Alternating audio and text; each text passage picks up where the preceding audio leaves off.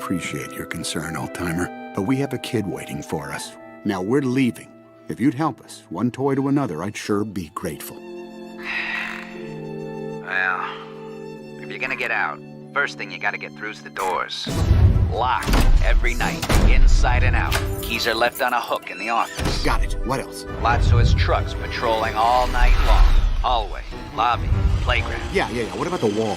8 feet high, cinder block. No way through it. You go over or under. That's it? Doesn't seem so bad. It's not. Your real problem's the monkey. The monkey's the eye in the sky. He sees everything. Pixar movies are considered to be some of the highest quality blockbuster animated movies to ever exist. But what is the ultimate Pixar movie? Introducing the ultimate Pixar Tier List.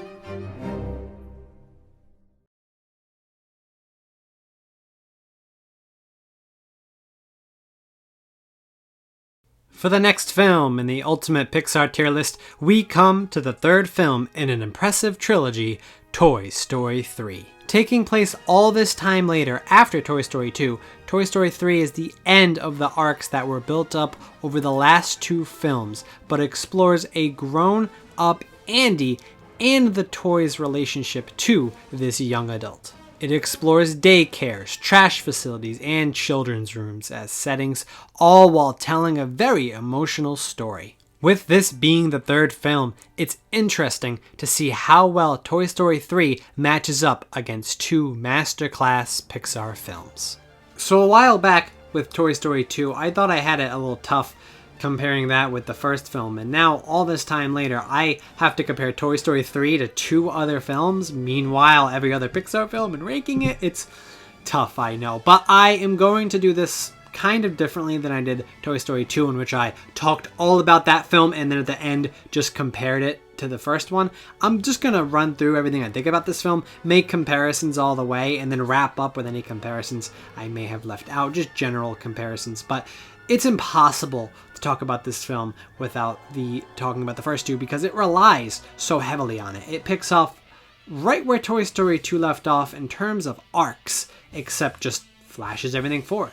One thing I immediately appreciate about Toy Story 3 is that it takes the real world time gap between the second film and the third film and implements that into the story. I think that was a brilliant choice. I think maybe nowadays, if someone watches all three films in a row, that may not have the same effect as it did when I was literally a child when I watched the first two, and then I was in high school when I watched the third one, just a few years younger than Andy. That was like kind of surreal for me because I grew up with the films, so it was targeted towards me. Although, I guess if you watch the three films now, you can just see the jump of animation from the second to the third, and that really can give it that feel. And I guess if you watch every Pixar film in order too, that would give it that feel. Regardless of that decision was a brilliant decision. One that I think really elevates this film, because the time jump really shows how much has changed since then. Toys are missing. Their lives are different. So long are the days of them being played with. Now it's desperate and pathetic watching them call a cell phone just to have Andy touch them and pick them up. It is very depressing. Where do I start with Toy Story 3?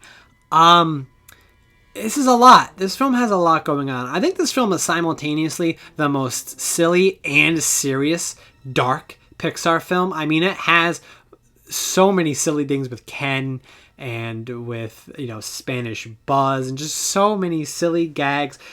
Don't even get me started with the potato head, with the tortilla and the cucumber. It's so silly, yet it's so dark. You have the trash compactor scenes. You have scenes where with Lotso and his backstory, just a lot of dark, serious stuff.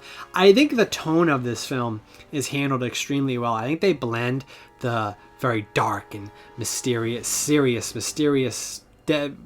dark, everything blah moments with the very lighthearted, silly, sort of out of this world, almost like it's over the top. and I mean that in a good way. The humor in this film is very over the top, and that mostly works. I don't think this film is as funny as the first two. I think it lacks some of a lot of the subtlety of the first one and some from the second, but I don't think that's necessarily a bad thing. This film isn't always trying to be subtle in its humor, and that's all right. But yeah, I think this movie does a lot to with those two tonal shifts. Let's start off with the characters, because this takes place all this time later, and I think they pick up where everything leaves off in terms of the toys and their desires. But Andy is more of a character than ever before. Now, he's in as much as this film as he is in the previous two films, because this film is less about Andy. It's a toy story, not the Andy story. And it's about what Andy is important as this figure and this relationship between the toys and Andy, and it's obviously all from one end to the other. You know what I mean? Andy can't love the toys like they do. So I think Andy in this film, as that sort of like figure having him be this adult, they do a really clever job of showing like how contrasting he is from as a kid. I love how this film opens up with like a very action set piece, and they use that to show Andy playing with it, so you can see the stark contrast with everything disappearing and his room changing and him growing up, to really have that effect on you and have that emotional punch. He does come in later at the end though, and does have quite the scene at the end where he pretty much wraps up everything. The only thing is we just don't know Andy that well. So the moments where he's sad about the toys, like it feels genuine and you understand it, and you can see his memories, and when he says "so long, partner," you obviously feel that, but I feel like most of that is carried from the toys itself, especially Woody. Let's get to those toys. I think that one thing Toy Story 3 does very, very well, and I think it might do better than the other two, is its villain. I think Lotso is one of the best Toy Story Pixar villains of all of them. I think he's incredible. I love how he uses this manipulative system to lift him to the top and put others to the bottoms. And he's not this strong, brooding villain. He's just a soft little cuddly bear whose main power and strength is, well, manipulation. And his backstory, which is very important, mirrors Jesse, except without, it takes a more sinister route. And we see his manipulation immediately take fold with the other toys. Meaning, if he gets replaced, and if no one can have his child, if he can't have his child rather, then no one can have them. That includes Big Baby and the clown that was with them. I really like that. That's where that root comes from. And he almost has this disdain towards being a toy, or at least like the concept of a human loving a toy. He kind of looks at that and spits at that and says it's impossible. You know, they can't love us because they can just replace us. You know what I mean? And his backstory does a really good job, I think, encapsulating that and really pushing it to the 10th degree. I think they do a really good job with Lotso in this film. I think he's just, with his manipulative tactics and his just kind of pure evil. Like, he's one of the most evil characters. He does not get redeemed, although he has shots to. I think they do a really good job with Lotso. Now, this kind of gets hard because, like, we have our obvious characters and then we have our sort of lumps of characters. All the other toys are all pretty solid. I think they don't really have their, you know, they don't necessarily need to have their own arcs. The story's already kind of like busy as it is. I think that you know, characters have their moments though. We see like, you know, like little moments of Rex just dying to get played with, and Mrs. Potato Head losing her eye, Mr. Potato Head's whole thing with the tortilla, and you know, Jesse is Jesse, I suppose. I think that the characters come alive and really show themselves during the heist scene. And yes, this is a heist movie. Like I said, it's really fucking silly, but they do a really good job. It's the classic heist. You know, you have the plan, things go wrong, they adapt. It almost works, doesn't quite work, and then it ends. That's kind of how all the heist films go. And this is that to the 10th degree in its silliness and absurdity. And I think it really leans into that and does a really good job with that. My biggest gripe with any character has to be Buzz. I think Buzz peaked in the first film and has gone down ever since. In the first film, I really like how he's a delusioned toy who has existential crises, and through that learns who he is. And that's a really compelling arc, especially in relationship to Woody. That film does it excellent. Toy Story 2, I feel like they don't know what to do with him as much. They make him the sort of typical hero, and then eventually he meets another Buzz who is what he was in the first film, delusioned. This film, I think, does even less with Buzz, doesn't even know what to do. They simply take him and go, how about we make him disillusioned again? And it's like, you can't do anything else with Buzz. So that's what they do. He gets reset. Prior to being reset, he's almost like a nothing character. He gets reset. He's just very serious, disillusioned. He doesn't know, he doesn't realize he's a toy, and he thinks he's a guard trying to do what Lotso's telling him what to do because he's trying to stop Zurg, and it's been done before. And then he becomes Spanish, which is a little bit more humorous in the sense that it is something that's slightly different, but again, it just feels a little old. He kind of gets turned back to normal, and then it's just Buzz. I feel like Buzz, after the first film, each film, and we'll get to Toy Story 4, knows less to do with him, and just they always resort back to, we'll just make him delusioned. And I think in the second film that can be excused because it's a second Buzz. In this film, it really shows they had no clue what to do with Buzz. He has basically no arc in this film, and he's my main problem when it comes to characters. And the person taking the lead, the person shining above everyone else, is Woody. Always has been, always will be, because Woody is by far the strongest character in this film. We explore his relationship with two different groups, Andy and the toys, and is getting torn between the two of them. The toys, they want to be played with, they want to move on. He can't let that go. He made a promise to Andy, and he expects the toys to follow in that same path. He expects the toys to follow that arc that he went in the second film and stay strong to it. Because that arc in the second film, it's here. He does not let go. The other toys do let go. It's sort of the healthy way of doing it, but he just simply will not let go. He also was chosen, while the toys weren't, to be taken to college, and his relationship with Andy has always been different than with the other toys. So he has this kind of like arc that he has to go through to decide, who does he choose, Andy or the toys? And he kind of goes back between the two of them, and it's never really known which one he's going to pick at the end. But ultimately, he picks the toys. It's through looking at the pictures as he realized, like, when he was playing with Andy, the joy came because he was with Andy, but he was always with the toys. And he realizes that's who he needs to be with. And his whole arc is realizing that Andy has grown up. He needs to move past him. And I think that they do that excellently. I think Woody's arc in this film is solid. He's always the best character, the most well written, the most fleshed out. He is the protagonist in this film. It is not Woody and Buzz like it is in the first film, and even in Toy Story 2, it's just Woody, and I think that's how it should be, because he is just the best character in all these films. He is spectacular. He may not be like as the incredible arc, one of the best arcs of any character in any Pixar film, an animated film in my opinion, of Toy Story 2, but his arc and his character is mwah. Let's talk about the themes. Now, the themes of this film there's a lot. There's definitely themes of like systematic abuse, systematic power structures, and the problems that come with that. Yeah, in a Toy Story film, by the way. Immortality is a theme in Toy Story 2. So come on. This film is probably the most political, honestly, but I like it. I think it does a lot with it. A lot of like the themes of even like prison systems and all that sort of stuff. But that's sort of like that's not the main juicy themes. Those are just underlying themes that you can it's not too much of a dig, but just a slight dig. The major themes here have to do with moving on, growing up, letting go. Lotso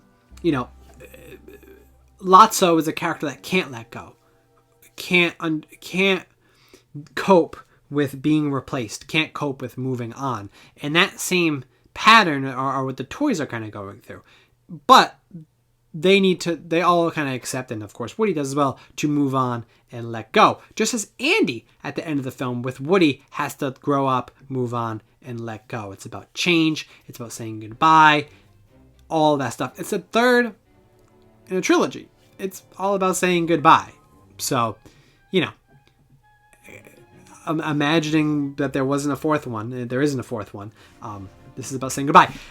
In a way, this kind of feels like Pixar's last film. I'm not surprised because it's Disney, but I wouldn't be surprised if Pixar made no films after this, because it really feels like this is bye-bye to Pixar films. It really feels like the end of an arc that they were building since Toy Story 1. I know there's not these arcs that go through all their films, but it really feels like the ultimate last film in a way. They really just completely buy into that, and I think it's super successful. I think as a third film, this film is really, really solid.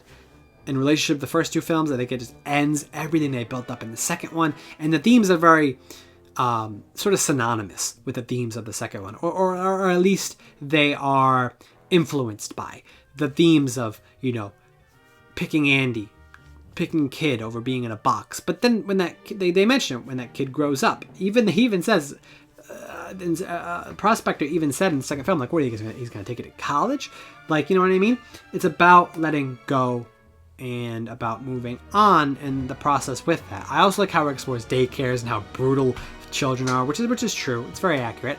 And I love how it has a horror element to it. Really, really clever in that way. And yeah, those are sort of the themes. I don't think this film has as strong themes as the second one, even really as the first one. The first one has pretty strong, has generally strong themes, and the second one has very strong themes. That's the best part of that film. This film has moderately solid themes.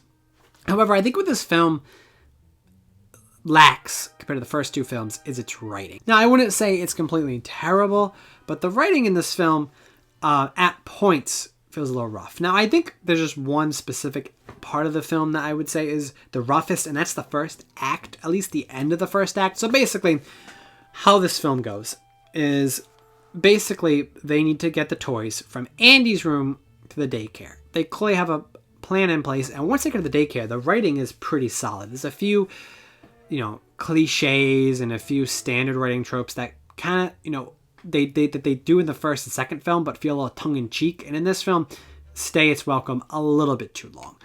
However, I think that the writing in the first act, at the end of the first act, really struggles, because like I said, they're trying to get Andy's toys from Andy's room to the daycare, and what they need to do is basically come up with these series of events, these crazy, insane circumstances, so that the toys can get mad at Andy, while Woody knows that he's not mad at Andy, so that there could be a rift there, and then they want to go to the daycare and end up there. It's a mess, because basically they have, they get put in the trash bag. Andy calls them junk, which is all naturally happening. But then as Andy's putting them up, he has to go do something and leaves them there. And just magically the attic door opens and they get moved. And Andy's mom thinks they're trash and puts them in the trash. But Woody sees it, so the toys think they're trash, but Woody knows they're not trash. And they almost get thrown away, but they escape. And Woody goes, "Hey, that was a misunderstanding. You guys meant to go to attic." And I'm like, no, we don't believe you, because I guess it's just a thing. We're going to gaslight you. That's what they do, even though they did it in the first film, which kind of makes sense in the first film, because he was kind of jealous and coming out of a place of, cruel intentions, and that's his whole arc. But in this film, he's not. He's obviously come over that, and they should trust him because he's been with them, but they don't for some reason, and it makes no sense. And the art, they just kind of fabricate an argument, and then they go to the car, and the car door gets shut, and then they end up at the daycare. All that happens. It's fucking messy. I think it could have been done way better. I think they could have just come up with something where the toys don't even want to go to the daycare. The toys maybe somehow just end up in the car in a different way. I'm not sure how. I'm not a writer.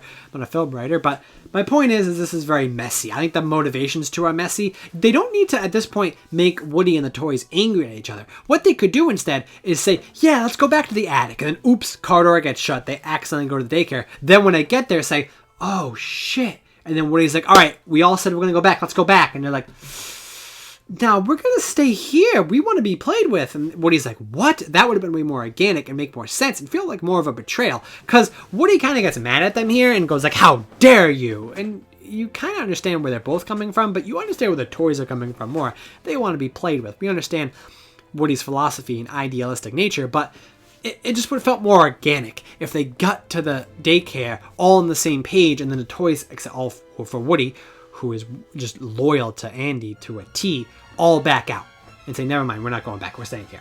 That would have made more sense. But regardless of that, the writing in this film definitely struggles at points. I don't think it's bad. I think even for Pixar's standards, it's actually pretty good, just compared to the first two films, which have like top tier writing, like in every single way. The writing in this film is good. It's not bad, it's good, but in moments it's not good. It's really bad and rough. So I think that it's kind of subpar, I would say. I know I just said it's good, it's subpar, it's bad. It's all over the place. There's moments of the film I think the writing is really solid. Moments of the film I think the writing is pretty weak. And overall, I think it's, pretty good. It's pretty good. It's pretty good writing, I guess. Voice acting, of course it's good. Of course it's good. I don't really have much else to say on that. All right. Let's talk about the ending. Obviously, this is a trilogy. This is the end of the Toy Story. At least it was set up to be, and that's what the arcs indicate. I love the ending of this film. I think it does an incredible job with the arcs of the toys, and especially Woody in relationship to them, to have to choose. I like how they give him the choice of choosing. I like how he doesn't end up with the toys. He chooses to be with the toys. I think it's a really clever moment at the end where Andy passes the torch on to Bonnie, and still hesitant to get rid of Woody, ultimately decides to move on from them, play with them one last time, and say goodbye. It is the perfect textbook ending. I don't know what else to say about it. I think it just wraps up the story so damn well. It really is. This film, okay, here's what I would say about Toy Story 3.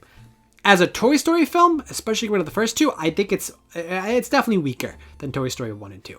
As a third film in a trilogy, it is mwah. I think that's what makes this film so solid, because it is the bookend of the story, and it takes everything they built up in the first two and ends it so well. And that last third act just does a fantastic job of that, outside of the heist and the trash compactor scene, all with emotional moments where the toys even are willing to die together if it means, if they're gonna die, at least they're doing it together. And that's what this film is about, is doing it together. And that's what, Woody learns at the end. Of course, is Ex Machina, we got saved by a claw. A lot of Ex Machinas in this film. A lot of coincidences in this film that just drive the plot forward, which is why I think the writing is not nearly as strong as the first and second. Because while that film may have had a few coincidences, like, Buster dropping Woody in the yard sale at Toy Story 2, it kind of feels natural, right? And it doesn't feel like it happens a lot, or it doesn't feel too derivative. It often feels that way in this film, which is why I complained about with the writing. But as a third film, I mean, this is one of the best third films in a trilogy I've seen, because it's tough. A film will usually do a very good job starting things off, do an excellent job with the second one, and then always have a hard time ending it. You see it in a lot of films. The third film is usually the weakest. It's very hard to end what you've built up. Toy Story 3, well, I actually think it follows that same exact thing. I think Toy Story 1 is great. Toy Story 2 is the best one, and Toy Story 3, as I think, is the weakest one. I think that as a trilogy, as a third film, it's spectacular. Incredible. It closes everything in this neat little bow, and it's awesome. This is an emotional film. This film made me cry, made me feel things, and it has no problem pulling at your heartstrings when it needs to. It has no problem being funny and silly and dark. What I like about this film is it may bookend the arcs of the first and second film, but it has its own story. You know what I mean? It has its own characters with Lotso and the daycare and that whole arc, all their arcs, and it really is subtle in a lot of ways. It shows Woody's struggles with letting go of his friends and his other toys. I love, there's a throwaway line, I know it comes back in the fourth film, but it's a throwaway line near the beginning of the first film where they're talking about all the toys they lost, and they go like, we lost Bo Peep, and Woody's just like, yeah, like we lost Bo. And you can see how it hurt him inside, seeing everything that they had over the years slowly disappear, and how that's had a toll on him and all the toys. Yeah, this film it's a Toy Story film. It's super fucking solid. I think that the writing can struggle here in times. I think thematically it's strong, but not like the first and second film. But it's a Toy Story film. It's a Toy Story film, and damn is it funny, damn is it energetic, damn, does it have its highs. Damn, does it make me feel emotional. And I love this film. This is the only Pixar film I can think of seeing day one in the theaters. I can remember the day I saw it. I was so excited. I grew up with Andy. So this feels very personal to me. It's very nostalgic to me. I'll admit I have a huge bias for the first 3 Toy Story films. Although I think when I examine them critically and back up and try to escape from that nostalgia, they all hold against the magnifying glass. This one just has a couple of more glaring flaws. And I think overall isn't as strong as a package as Toy Story 1 and Toy Story 2 is. But I think that this film does what it's going for with a really spectacular villain, a pretty good plot, and decent characters with a great villain. Like I said, great villain, but especially Woody, taking the limelight again, doing a great job.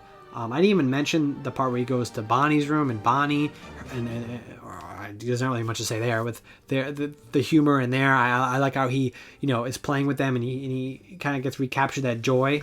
It's that moment where his arc really changes and he's like, I understand how the toys are feeling. And, this movie's almost like the most self-care film. Like Woody at the end's like, yeah, I'm taking part in self-care. I'm going to get played with, motherfucker. I got to take care of myself. I can't be loyal to Andy if it means being away from my friends and ultimately hurting myself. But yeah, it's good. It's a good film. But I have to compare it to not only the first 2 Pixar films, but every Pixar film. It's hard to compare this to the other 2 Pixar films, even though I've already said where I place it relative to those. But it's even harder to compare it to Pixar films because this is like the most dependent. This film is the most dependent on the other 2 films in that it's literally ending those arcs. Yet it's one of the best 3 films I've ever seen. It's impressive. It's impressive. But where does it rank?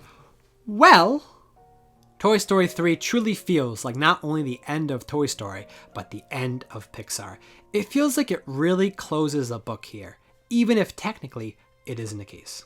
Toy Story 3 succeeds in flying colors as a trilogy bookend film. It closes off so many arcs and stories. It has so many dark themes such as abandonment and systematic injustice. Lotso is easily one of the best Pixar villains, and his power coming through his manipulation and molding of systems makes him one of the most memorable and evil Pixar villains. The animation is also super strong as one can expect. This film also remains to be simultaneously the darkest and silliest Pixar films, yet it balances both extremely well. The ending does exactly what it needs to, capping off such a strong relationship between toys and their owners. The heist scenes are hilarious, as is most of this film. The film does redo some stuff from the previous 2 Toy Story films, robbing it from being a completely unique Toy Story film. The writing is also the weakest of the 3.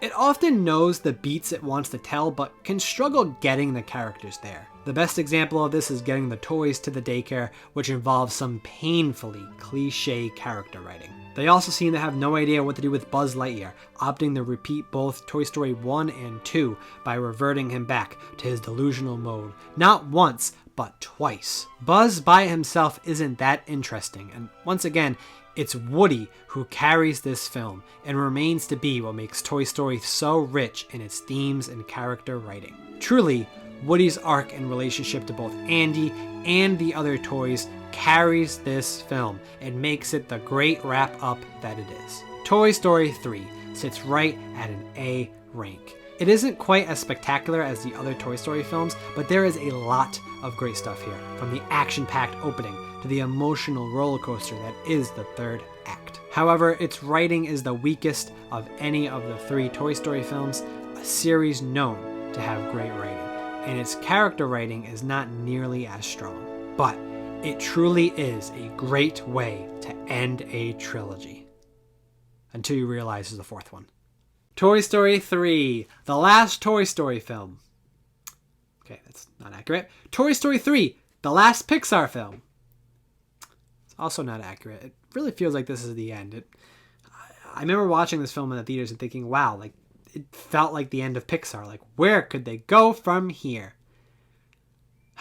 This kind of marks a turning point in Pixar. I, in my head, have a pre-Toy Story 3 era, post-Toy Story 3 era. I think Pixar shifts a lot. If you look at the tier list right now, we got a lot at S, a lot at A, only one at B, one at C, and one at F. It's kind of wild, this very lopsided tier list. And you may have watched these tier list videos and been like, oh, this is so lopsided. What are you just going to put everything at S, A, and all that? And I think now is when we get to the point where the Pixar tier list becomes way more even.